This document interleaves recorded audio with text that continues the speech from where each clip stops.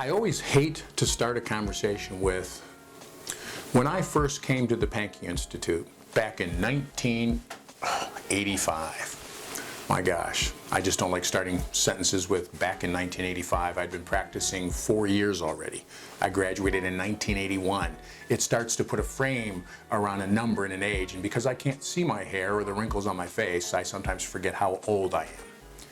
But when I did first come to the Institute in 1985, one of my instructors, Ozzy, Don Epps Jorgensen, had an incredible construct he put up on the board that he talked about. And he asked us as a class, do you sometimes have patients who you do these incredible exams on, and you spend so much time diagramming, waxing, showing them results, pictures, cases, slides, all of that, and all you see is the back of their head when they leave the office?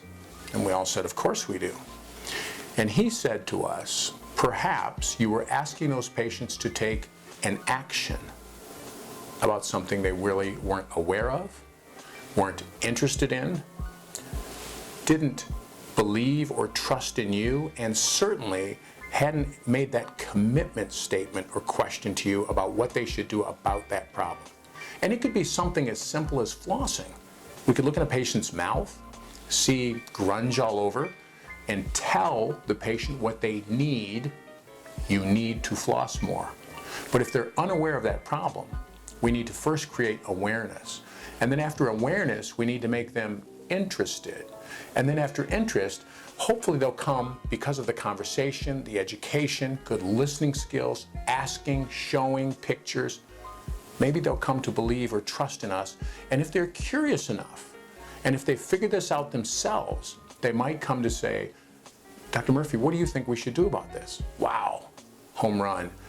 That's the commitment question that allows me to now talk about what action or actions they should take on their behalf to maintain health. You see, it's a learning ladder.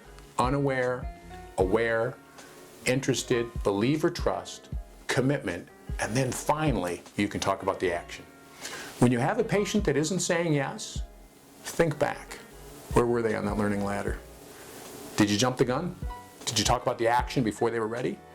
Because that happens to me still, even though I talk about this stuff. It's a very common fault that we have as dentists. We can't wait to tell people what's wrong and how to fix it. We need to let them take that journey up the learning ladder.